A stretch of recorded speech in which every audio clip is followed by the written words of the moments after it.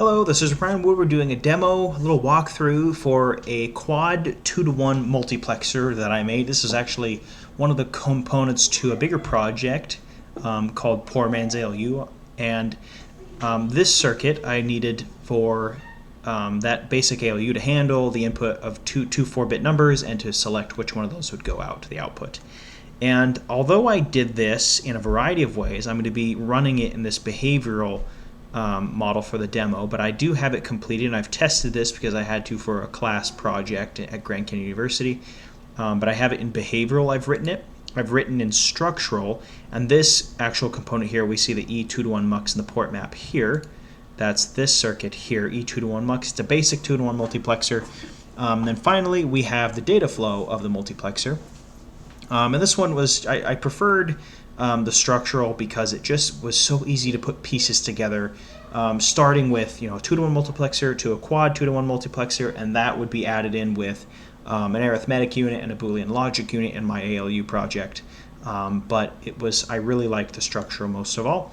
But I do have this for the behavioral, and essentially we have an enable, which will just determine the output to be 0 no matter what the other inputs are. The select switch determines which of the two 4-bit numbers actually get passed to the output, be it A or B. And as you can see, we have 3 4-bit numbers, A, B, and F. A and B are inputs, and F is the output. And we can see that it is behavioral due to this process statement here.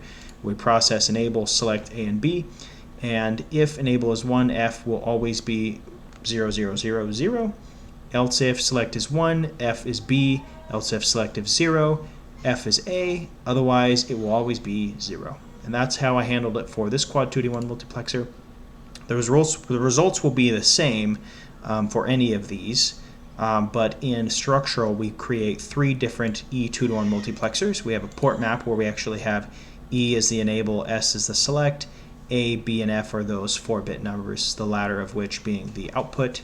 And then the data flow, similarly, we have enable, select, A, B, and F, but we actually just assign F0 to this. And according to the schematic capture, that's probably the best way to visualize this. And that's why we have individually assigned F0, F1, F2, and F3. All right, All right, here is the quad 2-to-1 multiplexer. We have A 0 to 3, the first 4 switches, B 0 to 3. Then we have our enable and select, if I'm not mistaken. It might be enable on the very end, but we'll see shortly. So with select low, it's either one of these two. A will be the one that we see on the output. So if we were to say, let's make A3 here, and maybe we'll make B, we'll do B as 4 plus 1 to be 5. So let's see, we should watch this go from 3 to 5. All right, so this switch is actually the enable switch. We know that because the enable, if that is high, all the outputs will be 0 regardless of what the inputs are. So let's switch this. We'll see it go from 3 to 5. 3 to 5. There we go. A, now B. And if we were to, let's do this a little differently. Let's just be searching for B. So we could do 1, 2, 3, 4, all of those.